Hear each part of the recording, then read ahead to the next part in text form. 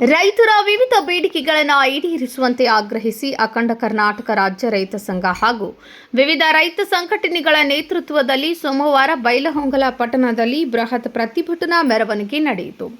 ರೈತ ಭವನದಿಂದ ಆರಂಭವಾದ ಪ್ರತಿಭಟನಾ ಮೆರವಣಿಗೆ ನಗರದ ಪ್ರಮುಖ ರಸ್ತೆಗಳಲ್ಲಿ ಸಂಚರಿಸಿ ಉಪವಿಭಾಗಾಧಿಕಾರಿ ಕಚೇರಿಯವರೆಗೆ ತಲುಪಿತು. ಬಳಿಕ ರೈತ ಮುಖಂಡರು ಉಪವಿಭಾಗಾಧಿಕಾರಿಗಳಿಗೆ ಮನವಿ ಪತ್ರ ಸಲ್ಲಿಸಿ ಸರ್ಕಾರ ತಕ್ಷಣ ರೈತರ ಸಮಸ್ಯೆಗಳಿಗೆ ಸ್ಪಂದಿಸಬೇಕು ಎಂದು ಒತ್ತಾಯಿಸಿದರು.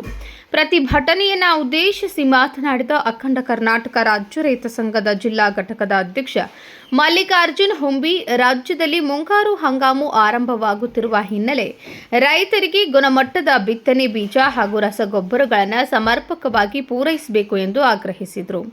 ವಿಶೇಷವಾಗಿ ಸೋಯಾಬೀನ್ ಬೀಜಗಳ ಗುಣಮಟ್ಟದ ಬಗ್ಗೆ ಕೃಷಿ ಇಲಾಖೆ ಅಧಿಕಾರಿಗಳು ಕಟ್ಟುನಿಟ್ಟಿನ ಪರಿಶೀಲನೆ ನಡೆಸಿ ಕಳಪೆ ಬೀಜಗಳು ರೈತರ ಕೈ ಸೇರದಂತೆ ಕ್ರಮ ಕೈಗೊಳ್ಳಬೇಕು ಎಂದು ಹೇಳಿದರು. ಇದಲ್ಲದೆ ಬೆಳೆ ವಿಮೆ ಹಾಗೂ ಬೆಳೆ ಪರಿಹಾರ ಮೊತ್ತವನ್ನು ವಿಳಂಬ ಮಾಡದೆ ತಕ್ಷಣವೇ ರೈತರ ಬ್ಯಾಂಕ್ ಖಾತೆಗೆ ಜಮಾ ಮಾಡುವಂತೆ ಸರ್ಕಾರಕ್ಕೆ ಮನವಿ ಮಾಡಿದರು.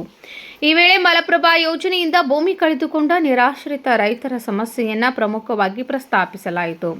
ಸವದತ್ತಿ, ಮಲ್ಲೂರ, ಕಾಗಿಹಾಳ, ಸೋಮಾಪುರ ತಾಲೂಕಿನ ತಾಂಡ, ಸೊಗಲ, ಯಕ್ಕುಂಡಿ, ಧೂಪದಾಳ, ಕಾರ್ಲಕಟ್ಟಿ, ಮಾಟೊಳ್ಳಿ ಹಾಗೂ ಇಂಗಳಗಿ ಗ್ರಾಮಗಳ ರೈತರು ಹಲವು ವರ್ಷಗಳಿಂದ ವಿವಿಧ ಸಮಸ್ಯೆಗಳನ್ನು ಎದುರಿಸುತ್ತಿದ್ದು ಅವರಿಗೆ ಸಮರ್ಪಕ ಪರಿಹಾರ ಹಾಗೂ ಅಗತ್ಯ ಸೌಲಭ್ಯ ಒದಗಿಸಬೇಕೆಂದು ಒತ್ತಾಯಿಸಲಾಯಿತು.